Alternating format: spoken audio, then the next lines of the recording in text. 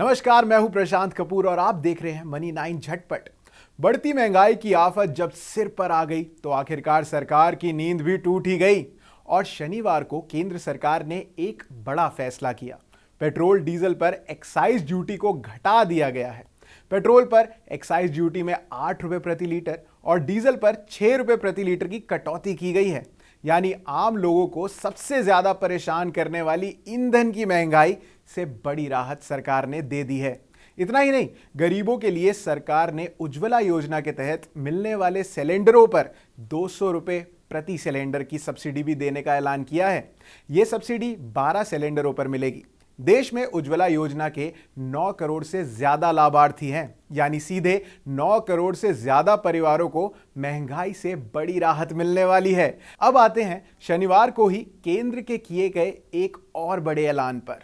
तो देश में उद्योग धंधों, रियल्टी सेक्टर और दूसरी वेलफेयर स्कीमों को महंगाई से बचाने के लिए सरकार ने आयरन, स्टील और कोल और प्लास्टिक्स पर इंपोर्ट ड्यूटी में बड़ी कटौती का ऐलान कर दिया है। बात यहीं नहीं रुकती, सरकार ने यूक्रेन की जंग से किसानों पर पड़ रहे बुरे असर को देखते हुए फर्टिलाइजर सब्सिडी भी बढ़ाने का ऐलान किया है। यानी सरकार 1.1 लाख करोड़ रुपए की अतिरिक्त सब्सिडी फर्टिलाइजर्स पर देगी। यह सब्सिडी पहले से मिल रही 1.05 लाख करोड़ रुपए की सब्सिडी से अलग है और इसके साथ ही सीमेंट की कीमतों को काबू करने और इसकी उपलब्धता को बढ़ाने की भी कोशिशें करी जा रही हैं। आयरन ओर, पैलेट्स और कई अन्य स्टील प्रोडक्ट्स के देश से बाहर निर्यात पर अवरोध लगाने के लिए सरकार ने इन पर एक्सपोर्ट ड्यूटी को बढ़ा दिया है। कुछ स्टील इंटरमीडिएरीज पर इसे बढ़ाकर 15% तक कर दिया गया है। इससे देश में अलग अलग इंडस्ट्रीज को मिलने वाले आयरन ओर और स्टील प्रोडक्ट्स के दाम घटेंगे। हाल ही में तेज गर्मी के चलते गेहूं के उत्पादन के घटने की खबरों के साथ ही देश में गेहूं और आटे के दाम भी तेजी से बढ़ रहे हैं।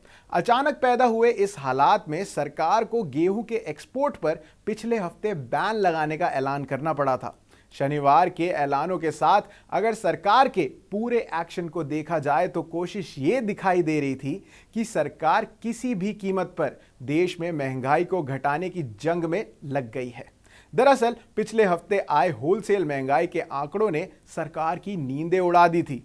अप्रैल में थोक महंगाई 15.1% पर पहुंच गई है। मार्च में यह 14.5% पर थी। खुदरा महंगाई अप्रैल में 8 साल के हाई यानी 7.79% पर पहुंच गई है।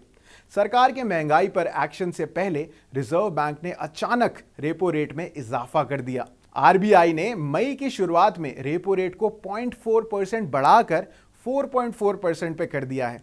इस कदम का मकसद बाजार में मौजूद अतिरिक्त लिक्विडिटी को कम करना था।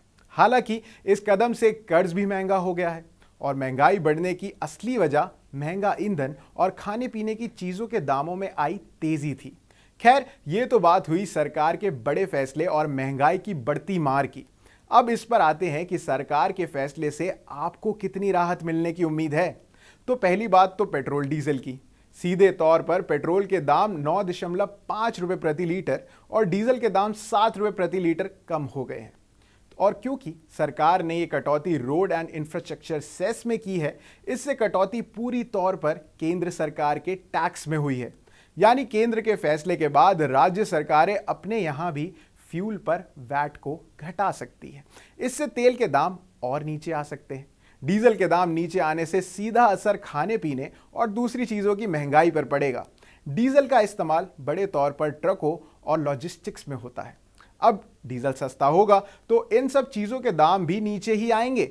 यही नहीं, सरकार के दूसरे कदमों से भी बाकी क्षेत्रों में महंगाई को नीचे लाने में मदद मिलेगी। मसलन स्टील, सीमेंट के दाम नीचे आएंगे तो रियल्टी सेक्टर में भी कीमतें कम हो सकती हैं। साथ ही सरकार के फ्लैगशिप प्रोग्राम जल जीवन मिशन के बजट को भी महंगाई की चपेट से बचाने में मदद मिलेगी।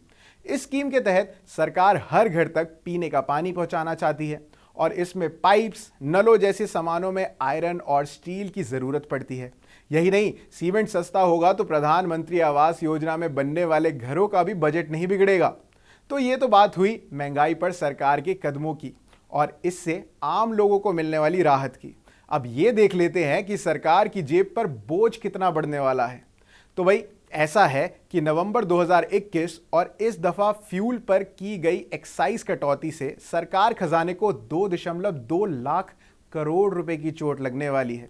सरकार पेट्रोल डीजल पर वसूले जा रहे ऊंचे टैक्स के पीछे एक तगड़ा तर्क भी दिया है। सरकार ने कहा है कि 2014 से 2022 के बीच इंफ्रास्ट्रक्चर डेवलपमेंट पर 90.9 लाख करोड़ रुपए का खर्च किया गया है, जबकि 2004 से 2014 के बीच यह खर्च महज 49.2 लाख करोड़ रुपए था। सरकार गरीबों को मुफ्त अनाज देने पर भी अतिरिक्त 80,000 करोड़ रुपए का खर्च लेकर आ रही है। रसोई गैस सिलेंडरों पर भी दी जा रही सब्सिडी से सरकारी खजाने पर करीब 6100 करोड़ रुपए का बोझ पड़ने वाला है। कुल मिलाकर शनिवार को सरकार के किए गए बड़े ऐलान से सीधे तौर पर महंगाई में राहत मिलने की उम्मीद है। हालांकि आने वाले दिनों में ही इसका सटीक अंदाजा लग पाएगा। दूसरी ओर आपकी जेब को राहत देने में सरकार का खजाना जरूर गड़बड़ाता दिख रहा है।